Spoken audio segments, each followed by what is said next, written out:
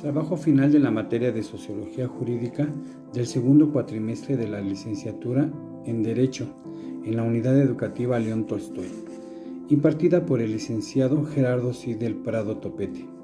El título del trabajo es El uso de la fuerza policial. En México, al hablar de la labor policial, en lo primero que pensamos es en el abuso que el agente de policía comete con el ciudadano al hacer el uso excesivo de la fuerza. Pero no siempre el policía o el agente policíaco incurre en el abuso. Aquí podemos ver una diapositiva donde está un agente de policía ayudando a la ciudadanía. ¿Qué es el uso de la fuerza?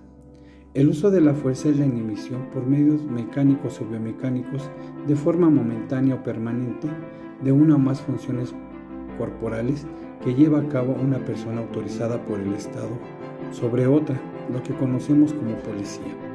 Esto siguiendo los protocolos y procedimientos que establecen las normas jurídicas aplicables.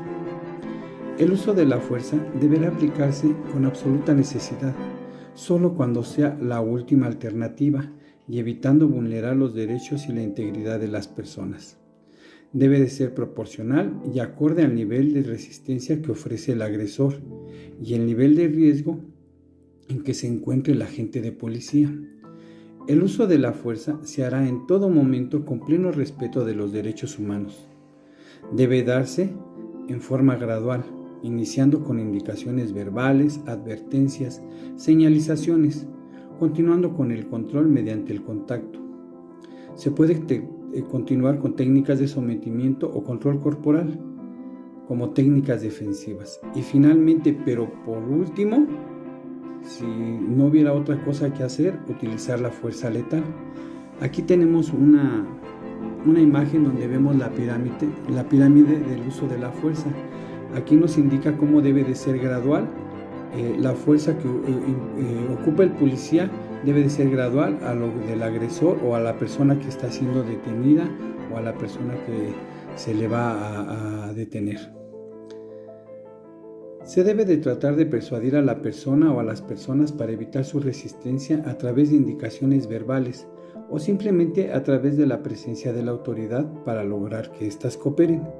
De no ser así, se debe de utilizar la fuerza física, pero con moderación, para lograr el control o aseguramiento del individuo o de los individuos.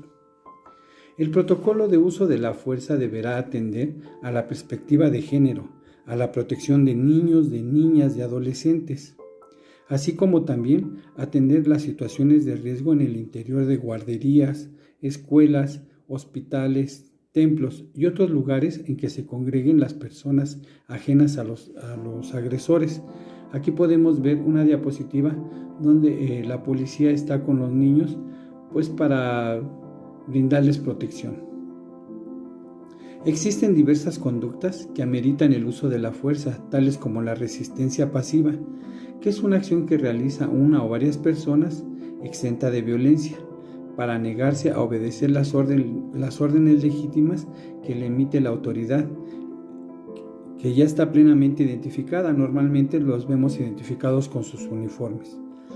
Después de ahí viene la resistencia activa, que esta es cuando una o varias personas utilizan la violencia, el amago o alguna amenaza para negarse a obedecer las indicaciones de la autoridad, que también en este caso ya debe de estar plenamente identificada.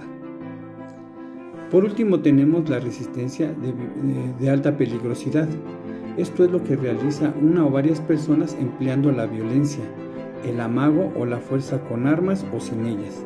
Esto para causar daño a una persona o a los agentes policíacos, que les pueden causar lesiones graves o hasta la muerte.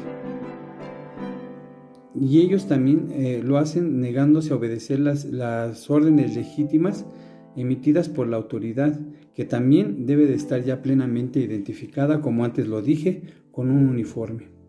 En estas circunstancias, cuando se llega a caer en el abuso, es cuando se lleva a caer en el abuso de autoridad.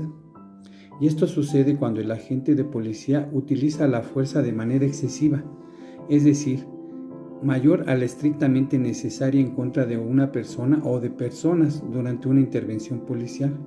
Más aún, si golpea o lastima al ciudadano de forma innecesaria, no controlando la fuerza, ya que se siente ante una amenaza inminente que tal vez pudiera poner en riesgo su vida. Muchas veces ante este tipo de circunstancias, el agente policial, al repeler las agresiones, incurre en faltas graves contra los derechos humanos o de los ciudadanos. Esta acción en muchas ocasiones le hace acreedor de una falta grave.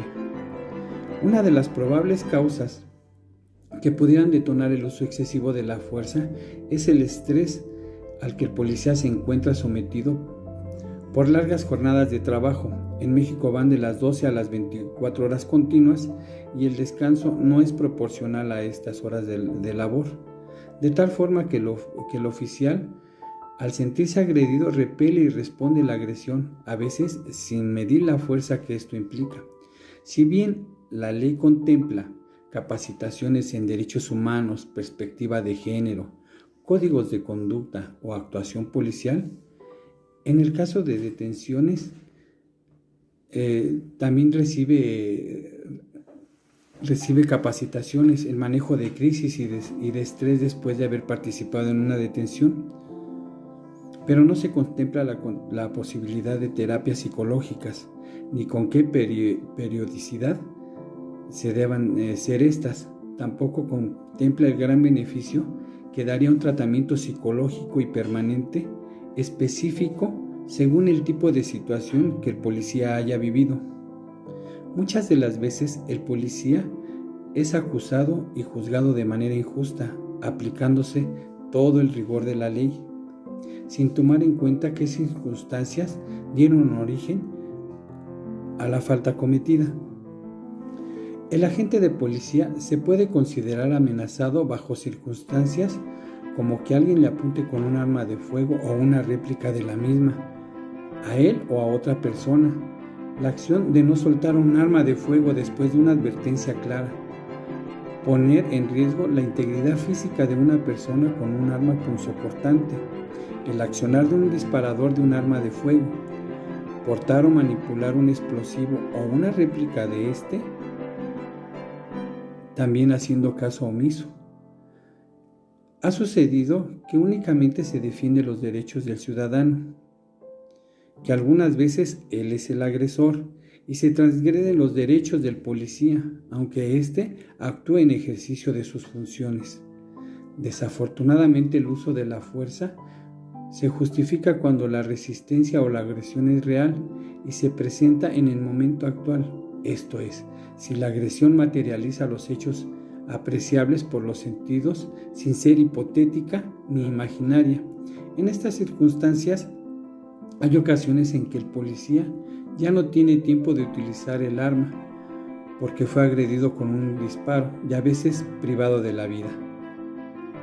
Cuando el oficial de policía llega a privar de la vida a un agresor, al momento de la detención necesita comprobar los motivos de la acción letal, quedando sujeto a investigación. Y de no hacerlo se convierte en culpable de homicidio. Es por ello que se sugiere que al policía se le dé un juicio justo, asignándole un abogado competente por parte de la dependencia a la que está adscrito, sin importar si resulta inocente o culpable. En caso de que resultara culpable y se le diera una condena, en los centros de readaptación social hubiese un lugar específico para policías, separado del resto de la población, ya que a veces al estar juntos implica que el policía sea agredido o se le llegue hasta privar de la vida, porque en algunos casos los internos que están ahí fueron encerrados porque él lo remitió. Estas son algunas de las soluciones que yo podría dar. Gracias por haberme escuchado.